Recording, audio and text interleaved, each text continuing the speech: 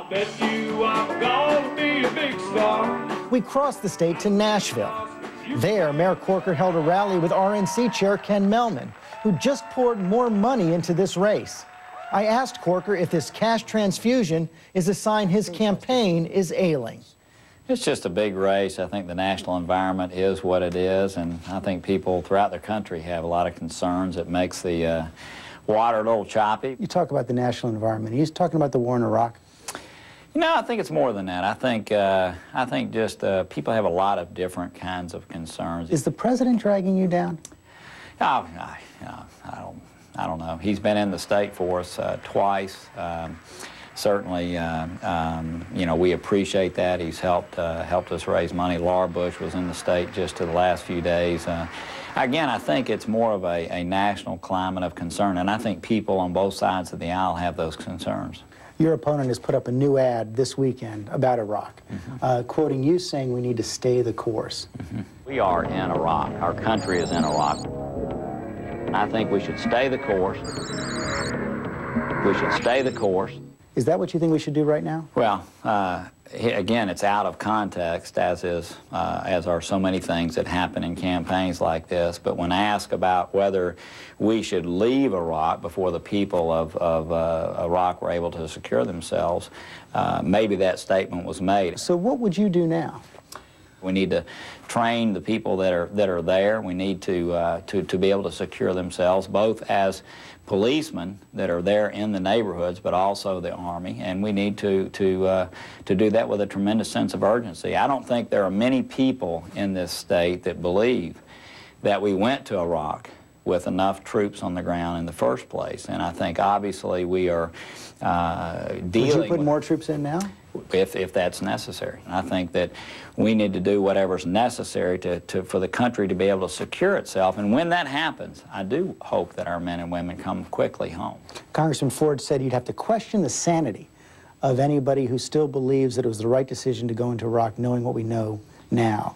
Do you still believe it was the right decision? Of course, the only person who voted to go was Congressman Ford, who's been there for 10 years. But I think I know I choose to focus on the future. I don't think it does any good for us as a country to focus on what shoulda, woulda, coulda. I think we ought to focus Well, but a lot of people are focused on it right now, and they say the fact that there were no weapons of mass destruction, the way this war has been prosecuted means it wasn't the right decision. What do you think? Again, I'm going to focus on where we are going forward. I don't think it does us any good to focus on that. Former Secretary of State James Baker, as you know, is focused on that issue right now. Right. Congressman Ford says he ought to put out his recommendations before the election, not after. Do you agree?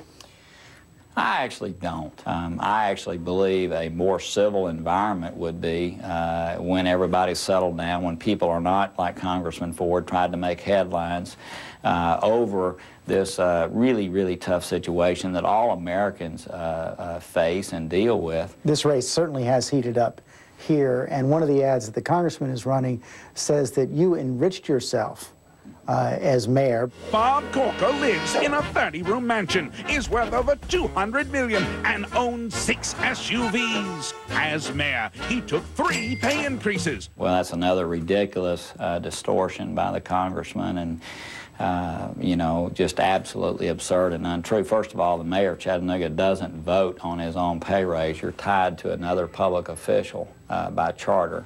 Number 2, that's absolutely ridiculous about enriching myself. Well, your net worth did go up about 40% according to the local papers. That's absolutely not true. Not based on fact, no. Somebody might have speculated, but that's just not true.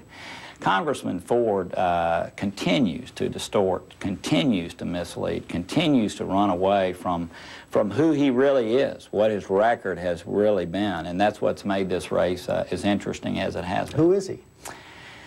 He is a person whose way of life is being in politics. He is a person who, upon graduating from Ivy League schools, inherited his father's congressional seat.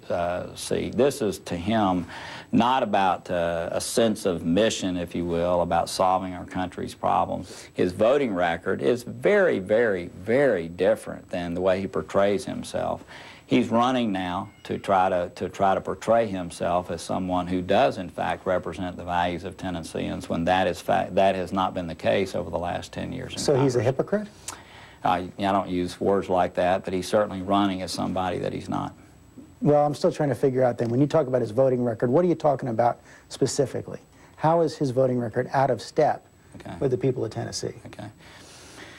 Oh, I think everything from opposing the 0103 tax cuts to opposing simple tort reform, which most of our citizens would support, to